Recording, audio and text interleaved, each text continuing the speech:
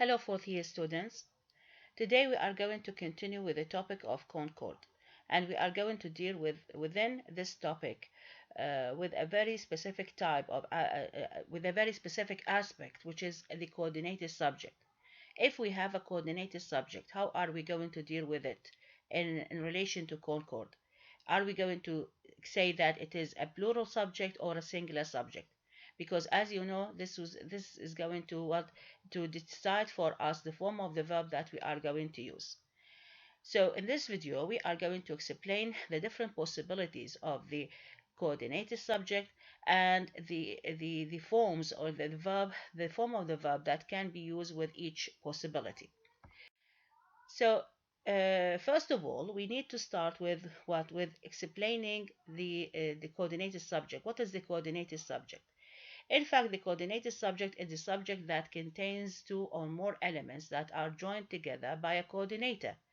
And this coordinator can be and, either or, neither nor, and some other coordinators. We are going to refer to them later. For example, if we say John and Anne are coming, our subject here is John and Anne. We have two proper nouns referring to two different persons or people, and they are joined by the coordinator and. Either the teacher or his student is coming. We have here two noun phrases, the teacher and his student, and they are joined by the coordinator either or. Neither John nor Anne are coming. So again, we have John and Anne joined together by the coordinator neither nor. So in these three sentences, we see the subjects come in the form of a coordinated subject because it includes two elements, two nouns or two noun phrases joined together by a coordinator. Here after we know what is the shape or what is the form of the coordinated subject, we need now to know how we should deal with it in relation to Concord. If we start with the first type of coordinator, which is and, we are going to see that within and, or with the coordination of and, we are going to see that we have two types of coordination: oppositional coordination and non-oppositional coordination. If we start with the non-oppositional coordination, we can see that the two elements that are joined by and, they in fact have a different reference, which means that they both refer to two different things or two different people. In this case, we are going to have 2 points, or we have to pay attention to 2 points. Number one, such a subject is going to be plural, and hence it is because it is a plural, so the verb is going to be plural. Second, because these two elements that are joined by and, they have different reference. Okay, this means that there is some sort of a clause reduction happening here. What do I mean by clause reduction? It means that the both of these two elements that are joined by and were in fact in a form of clauses. Okay, each one of them was in fact in a form of a clause, independent clause. But because of there's some repeated elements that we can see between the two clauses, some sort of ellipses or deletion or omission have happened, and this is what we call a clause reduction. For example, when we say Jake and George are my roommates, the subject here comes in the form of Jake and George, and we know that these two proper nouns naturally refer to two different people. So Jake and George, these are the two nouns joined by and. Since we know that Jake and George, they are two separate, two individuals, here we are going to consider such a subject as plural, because the relation between Jake and George is non-oppositional or oppositional relation or coordination. So my subject is a plural, and consequently my verb is going to be plural as well. So I use with it what are. The second thing we talked about the clause reduction, which means that what does it mean here, clause reduction? It means that such a sentence originally was in this form. It was Jake is my roommate and George is my roommate. Okay, because of, as you see, there are some elements that have been repeated, similar elements between the two clauses. So instead of repeating them, we can simply delete the repeated one, and make a simple sentence and a shorter one. So it becomes as this is what we call what close reduction. So it becomes what Jake and George are my roommates. The same thing if I say what I say and what I think are my own affair. So here we have two clauses joined together by and, what I say and what I think. Here you have to pay attention to this.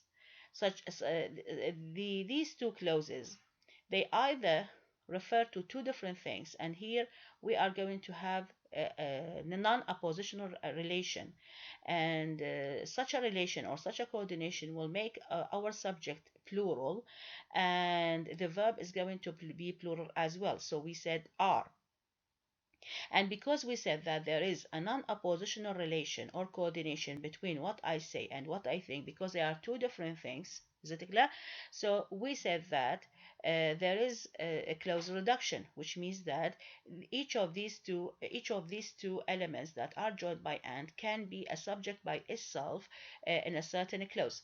And because of these two clauses have repeated element, some omission or ellipsis have happened, and as a result we are going or we are having the sentence in such a way or in such a form. So originally the sentence was in this way: what I say is my own affair, and what I think is my own affair. And you see, because of there is some repetition in these two clauses, deletion has happened, and the result was, and so this is called what, as we said, clause reduction, and this brings for us the sentence in the way that we see it now. What I say and what I think are my own affair. Or we said, or they can be what? They can be similar, because what I say and what I think can be the same thing. The same idea that I have in my mind, it is what I change it into words. So here they can be what? They can refer to the same thing. And in this case, we are talking about the second type of coordination, which is oppositional. So these two elements that are joined by and, they have the same reference. They refer to the same thing. And when you are having a positional relation between the two coordinated elements, this means that your subject is singular and you are going to use with it a singular subject, a singular verb. Okay? Okay. Within the non-oppositional relation, we can find a kind of subject, a kind of coordinated subject that is called conjoining. What do I mean by conjoining? Conjoining means that you are going to have two elements that are coordinated by and the relationship between them is what the coordination between them is non-oppositional, which means that they refer or they have different reference, but still there is some sort of a mutual relationship between them. Okay, they are related. For example, if we say your cell phone and mine are similar, here I mean when my subject is your cell phone and mine, we have in here two noun phrases joined by and. I know that your phone and my phone are two different things. Okay, they are these noun phrases, they are referring to two entities, but still these two entities, they are what? They have some sort of relationship. They are similar. Uh, at the end, both of them are phones. So here these two elements that are coordinated by and, they have a non-oppositional coordination, but they are related. In this way, we are also going to use or to consider such a subject as plural, and the verb that is used with it must be plural as well. But please pay attention to the following exceptions. Number one is related to the conjoinings that are again different in reference. They have different reference. Each one of them is referring to something different from the other, but still they are going to be what? Related to each other, conjoined with each other. Okay, and in this representing one single entity, and in this way we are going to consider or to deal with them as what? Singular subject, and the verb is going to be singular. For example, the bat and ball sells good juice.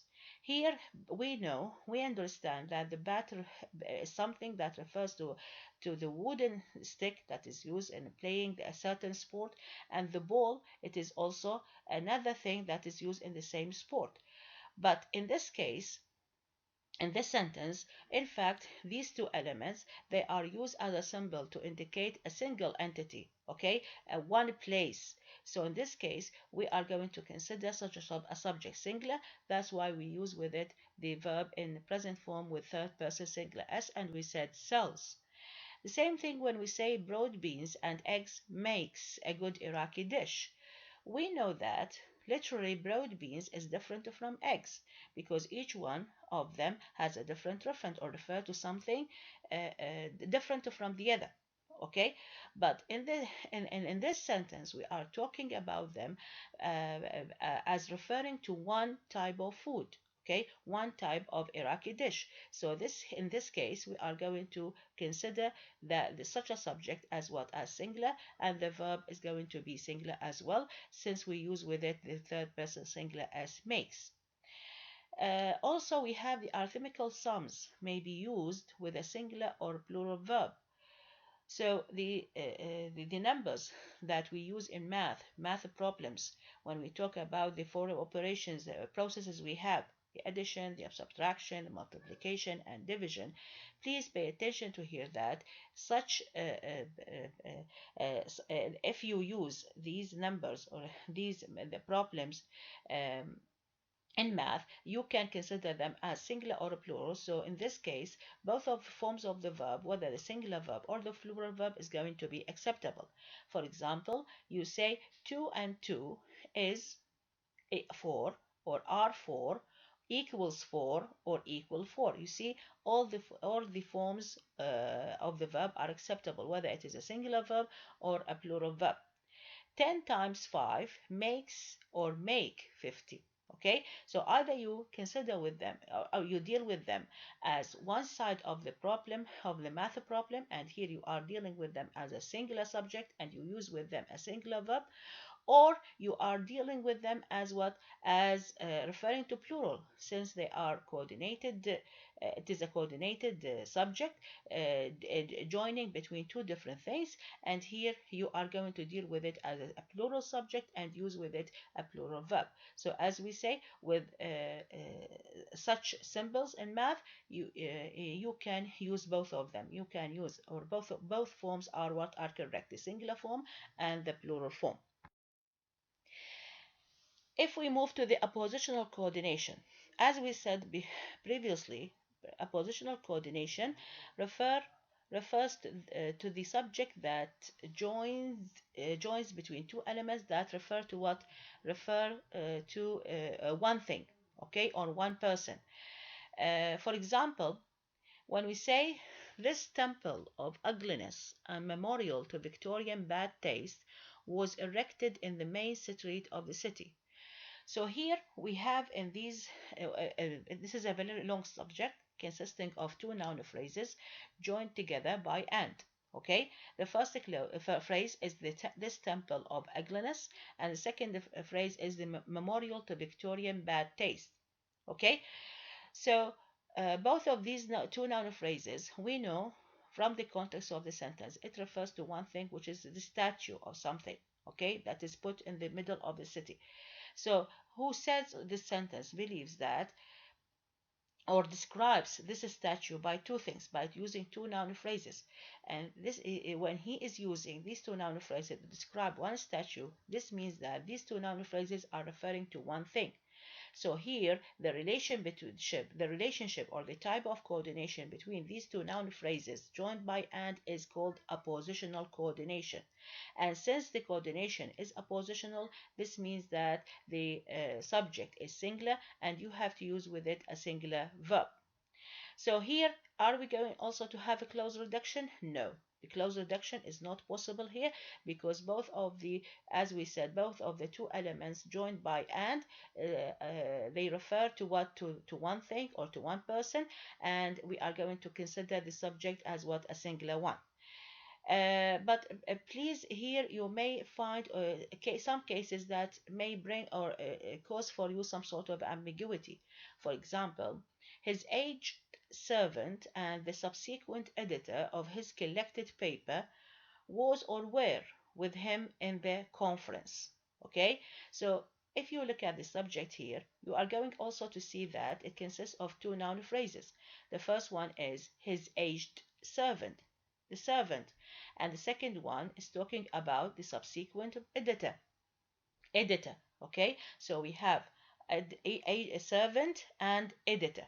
Okay, so are we talking about two different people or one person? Which means that are the servant and editor two different people? Okay, or servant and editor, it is the same person?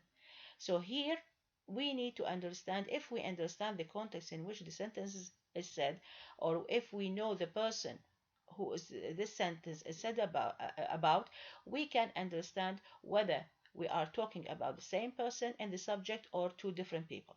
So we are going to have some sort of ambiguity here. And we are going to say if the subject, if the servant and the editor are the same person, so we are going to consider this a positional relation and the subject is singular and the verb that is used with it is a singular verb. But if we are sure that the servant is different from the editor, they are two different people, here the relation or the coordination between them is non-oppositional and the subject is a plural, and we are going to use with it a plural verb. Okay? Um, some freedom is allowed in the interpretation of abstract nouns, since it is not always easy to decide if they represent two qualities or one. So if your subject consists of two or more abstract nouns joined together, especially if these abstract nouns refer to features or qualities, here they said that since interpreting these qualities is not clear sometimes, we do not know if these qualities are referring to one quality, if we are talking about one quality or two. In this case, they say that both of the two forms of the verb are going to be acceptable. Either you use it with a singular verb or a plural verb. For example, her calmness and confidence is and or are astonishing. So both of them here are acceptable. Either you say that calmness and confidence are two different features or qualities, and here I am using are, or you can consider that one of them is a result of the other, or both of them are what are totally related with each other or referring to one feature. So here you are going to consider your subject as what? As singular and use with it a singular verb. The same thing when we say law and order has or have been established. So law and order. If you are saying that these are two different things, two different features, two different qualities, so your subject is a plural and use with it have, a plural verb. But if you say no, they are one, I am talking about one thing, I am talking about one quality. So here you say your subject is singular and use with it a singular verb.